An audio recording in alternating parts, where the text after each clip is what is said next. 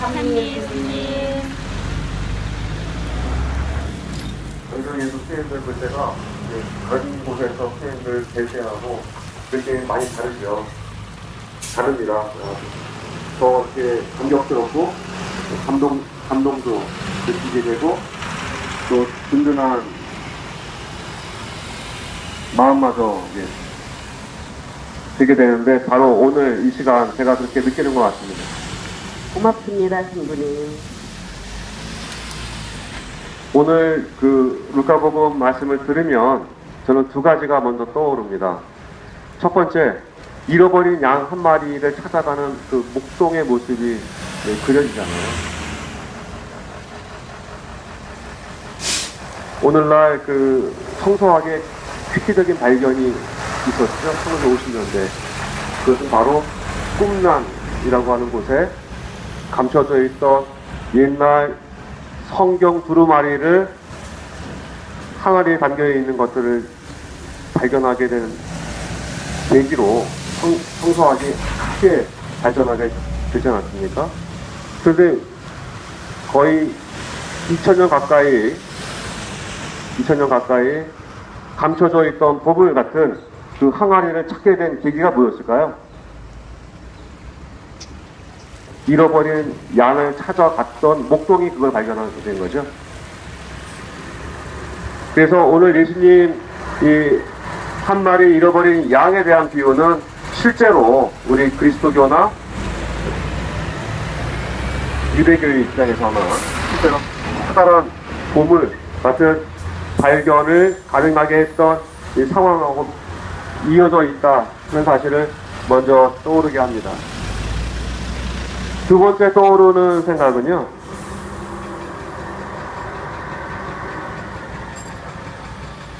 오늘날 가장 주목받고 있는 한 사람, 프란치스코 교정께서 교황으로 즉위하신 지 얼마 되지 않아서 오늘 복음에 대해서 강론하셨던 내용이 있습니다. 그분은 직설적으로 그리고 단도직입적으로 오늘날 교회는 유감스럽지만 성당에 오고 있는 한 마리 양을 위해서 온갖 것들을 다 투자하고 99마리를 잃어버린 채 살고 있다.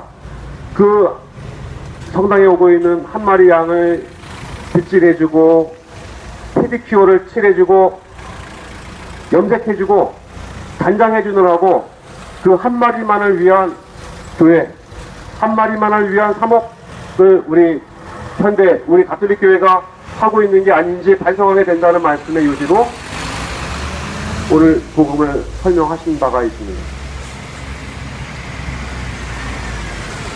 아주 시의적절하고 우리 교회가 자기의 안위만을 생각한 채 고통받고 있는 사람들, 울고 있는 사람들, 세상 밖으로 쫓겨난 사람들에 대해서 눈 감고 있는 교회의 현실을 아주 정확하게 꼬집은 말씀이 아닌가 생각이 듭니다.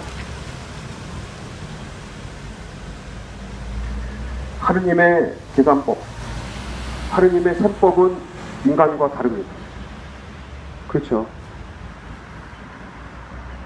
99대 1이라면 당연히 99%의 다중의 위력이라고 표현할 수도 있고 다수의 힘으로 관철시키는 것이 인간의 논리적 판단이라면 하느님은 반대로 잃어버린 한 마리 양, 잃어버린 한 사람의 무게가 99사람의 무게보다 결코 가볍지 않다는 사실, 똑같다는 사실을 우리가 이해하고 받아들이지 바라시는 이 말씀이 요지가 아닌가 생각합니다. 이사 전에 우리 현학수녀님께서 국정화를 위해서도 국정 교과서를 위해서도 기사님을 기억하면 좋겠다는 제안을 주셨는데 어저께 강행하겠다고 발표했죠? 우리는 참 불행한 역사를 반복하는 민족인 것 같아요. 그래서 저도 그 강론 주제를 역사 문제를 삼아서 함께 되돌아보는 시간을 가지면 어떨까 생각합니다. 우리는 국정이라고 하는 국가가 정한 역사서를 근현대사에서 사실은 이번이 세 번째 경우가 되지 않나 생각합니다. 가장 최근에는 국정이 군사국회 시절 때 70년대 국정 교과서, 특히 역사 교육을 국정 교과서로 배운 적이 있지 않습니까? 이제 2016년 내년부터는 이제 국정 교과서를 배우게 되는 셈이 되는 거죠. 저는 그 전에 일제 식민지 시대 때를 우리 한번 되돌아봤으면 좋겠다 싶습니다. 가장 가혹했던 그 시절을 저는 잘 모릅니다만 역사 안에서 창씨 개명을 했던 시절이 있었어요. 일본이 1940년 이후부터 조선에 살고 있는 모든 사람들의 이름을 일본식 이름으로 바꿔야 한다. 바꿨죠? 바꿀 수 없어. 안 바꾸겠다 하는 사람들이 어떤 고통을 겪었는지 뭐 생각하실 수 있겠죠? 창씨 개명하기 전에 먼저 이루어졌던 게 뭔지 아세요, 여러분? 만약에 창씨 개명을 당장 하겠다고 반발이 있겠죠. 반발은 충분히 일어나는 거죠. 그래서 학교에서 우리말 교육을 폐지해. 그게 언제냐? 1922년인데. 1922년에 우리말 교육을 학교에서 가르치잖아요. 일본 말만 가르친 거죠. 그렇죠? 일본말만 가르쳐요. 아이들이 그렇게 10년, 20년 자라고 나니까 일본 말이 우리 말이 된 거예요. 근데 학생들 입장에서 본다면 왜 우리 다 일본말 하는데 이름은 한국말이야, 왜? 자, 그러면 우리말 교육을 할 때도 반발이 있었겠죠. 이 반발을 녹록하게 만드는데 일조한 것이 그 당시 지식인들, 깨친 사람들이 여기에 우리말 교육을 폐지하는데 앞장서도록 만듭니다. 우리가 다 알고 있는 최남선, 우리 한국 현대시의 시조라고 하잖아요. 이 최남선이라고 하는 지식인, 그 당시 내선 일체를 표방하고 일본과 조선은 같은 민족이야. 우리말 교육 받을 필요가 없어. 일본말로 교육하자고 선동하고 주장했던 분 중에 한 분이에요. 그런데 더 우리가 주목해야 할 사건이 있습니다. 조선사 편수회라고 들어보신 적 있어요? 조선사 편수회. 아니요. 조선사 편수회는 뭐냐면 일본 민족의 우수성을 증명하기 위해서 조선 상고사부터 현대사까지 이 역사를 날조한 일본의 조직적인 역사 구조 변경 학회예요. 조선사 편수회가 1938년도에 그동안 28년 가까이 되는 이 연구의 결과로 조선사 38권을 편찬해서 출간을 해. 내용인즉슨 조선은 시작부터 식민지 국가였어. 조선 사람들은 일치단결할 수가 없는 민족이야. 400년 조선사 통틀어 보면 다 당쟁으로 나라 말아먹은 나라야. 이런 나라는 다른 나라의 협조와 다른 나라의 지도를 받지 않으면 나라 구실을 하는 이런 형편없는 나라라는 사실을 역사적으로 증명한 겁니다. 한일합방이 되고 나서 조선 총독부가 세워지잖아요. 총독부가 제일 먼저 시작한 것이 역사 바로 세우기예요. 이게 그냥 생긴 것이 아니라 조선의 역사를 일본 사람 입맛에 맞게 고치고 나니까 한글을 폐지해도 성씨를 제명해도 아무도 저항하지 못하게 된 거죠. 역사를 잃어버린 나라는 미래가 없다는 사실을 일본이 잘 알고 있었던 겁니다.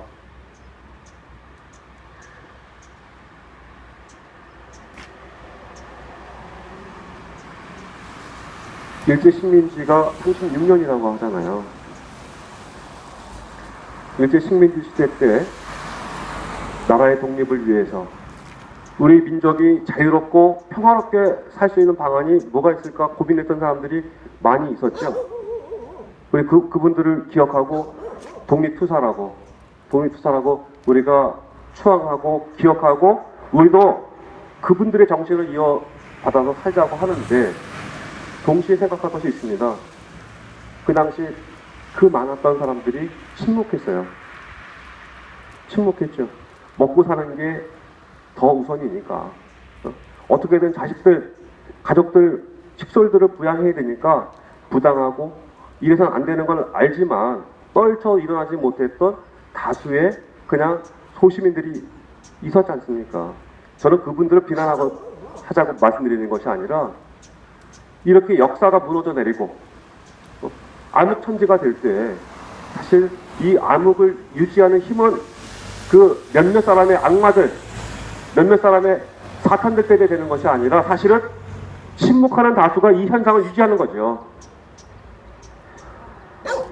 역사는 우리 것이 아닙니다. 역사는 미래 세대의 거예요. 그렇지 않습니까? 우리 미래 세대를 팔아먹은 거죠.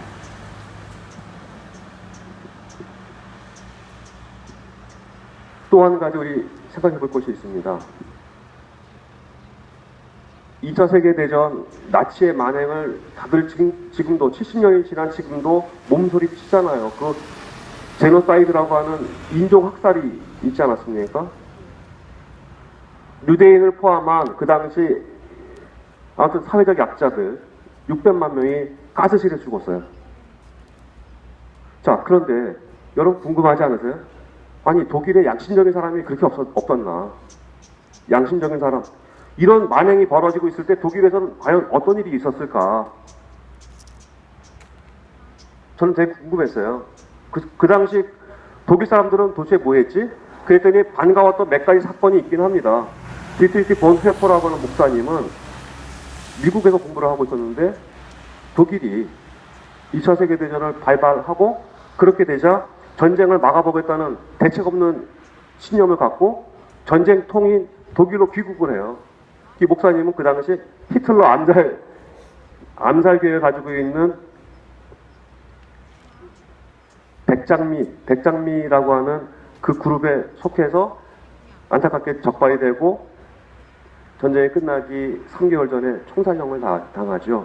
그분이 남긴 말 중에 왜 목사님이 성직자가 암살하겠다고 하는 극악무도한 범죄 집단과 다를 바 없는 그 집단에 몸을 담고 왜 그렇게 했느냐. 법정에서 이렇게 진술하죠. 그분이 옥중 편지를 남기셨는데 미치광이 운전자가 차를 몰고 인도로 사람들을 치면서 미치광이 운전을 하고 있는 상황이라면 자, 차에 치인 사람들을 돌봐주는 것만이 능사냐? 아니면 미치광이 운전자를 운전대에서 끌어내서 차를 멈추게 하는 것이 우선이냐 하고 반문하는 거죠. 뭐 설명드리지 않아도 어떤 상황을 비유로 한 이야기인지는 다 알아들으시겠죠. 그분이 히틀러를 제거해야만 이 미치광이 운전, 미치광이 시대가 끝을 낼 거라고 신념을 가지고 자기 죽음을 받아들이는 분이죠. 그런데 이거는 정말 독특한 예잖아요. 목사님이 그런 삶을 살았다고 하는 것이 우리한테는 참 현대 순교자로 손색이 없는 그런 삶을 사신 건데 그렇지 않은 다수는 어떻게 살았을까? 흥미로운 사실 한 가지는 그 당시 선동에 아주 이 사람을 생각하면 뭐 혀를 내두를 정도의 사람이 있었죠.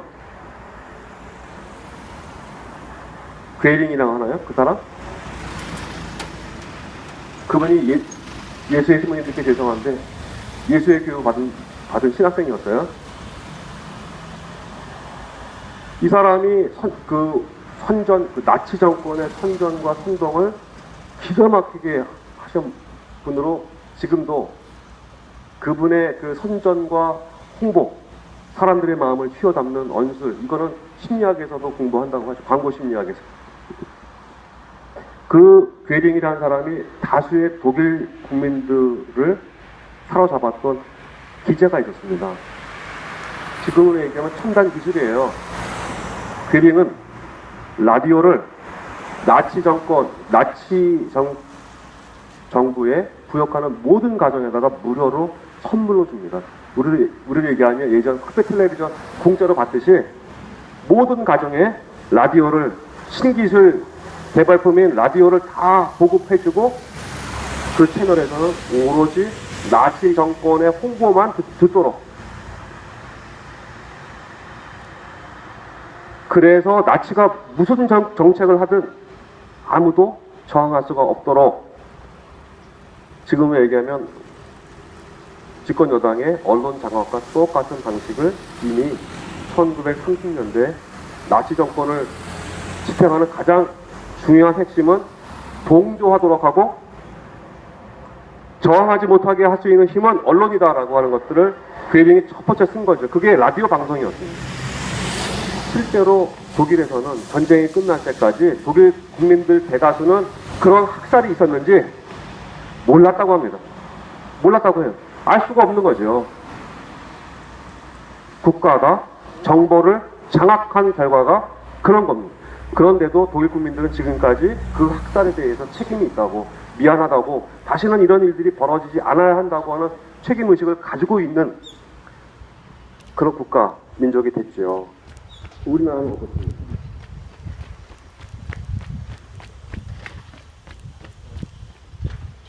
세 번째 얘기를 드릴게요. 제가 너무 얘기가 길죠. 좋습니다. 너무 감사합니다. 나치 독일이 전쟁을 일으키면서 프랑스를 점령하고 꼭두각시 정권을 세우잖아요. 비시 정권입니다. 그게 비시 정권. 그 당시 우리나라처럼 프랑스에서도 레지스탕스 저항하는 세력들이 있었고 망명 정부를 영국의 런던에다가 세워요. 망명 정부의 초대 대통령이 누구예요? 드골입니다. 드골. 이 망명 정부가 그 나치 침략 점령하에 있는 프랑스를 대변해서 저항하라고 분노하고 저항하라고 국민들을 계속 독려했어요. 레지스탕스에 대한 지원 계속 해왔죠. 그리고 4년이 안 된 채 노르망디 상륙 작전으로 프랑스가 특히 파리가 해방이 됩니다. 프랑스 북쪽에서는 전쟁이 계속 이루어지고 있었죠. 연합군하고. 파리가 해방이 되자마자 망명정부의 수반이었던 드골, 영국에서 전쟁 중인 프랑스로 들어옵니다. 파리에 와서 프랑스 해방을 선포하고 즉시 착수한 것이 뭐였냐면 비시 정권 당시에 나치 정권에 부역했던 사람들을 싸그리 다 재판정에 회부한 거였어요. 회부한 숫자가 얼마였을까요? 38만 명. 38만 명이면 그 당시 프랑스 인구로 얘기하면요 어마어마한 숫자였던 거죠. 아직 전쟁이 진행되고 있는데도 역사를 바로 잡겠다고 하는 일념으로 사소한 죄에서부터 큰 죄까지 모든 사람들을 인민재판식으로 한 게 아니라 역사의 법정에 세운 거죠. 38만 명을 기소하고 실제로 12만 명 이상이 실형을 받아요. 그 실형의 핵심은 뭐냐면 당신은 프랑스 사람이 아니다라고 낙인이었어요. 프랑스 사람이라면 절대로 이렇게 민족과 나라를 팔아먹는데 일조할 수 없었다. 당신들은 프랑스 사람이라는 이름을 들을 자격이 없어. 추방되거나 또는 실형을 사게 됐던 거죠. 그러면 4년도 채 되지 않았던 비시 정권을 그렇게 역사적으로 심판했던 프랑스가 있어요. 근데 36년을 지냈던 우리나라는 일제에 부역했던 사람들 어떻게 했습니까?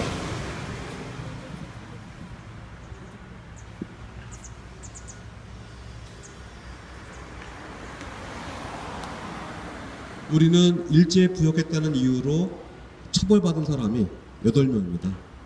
우리나라. 이게 역사입니다.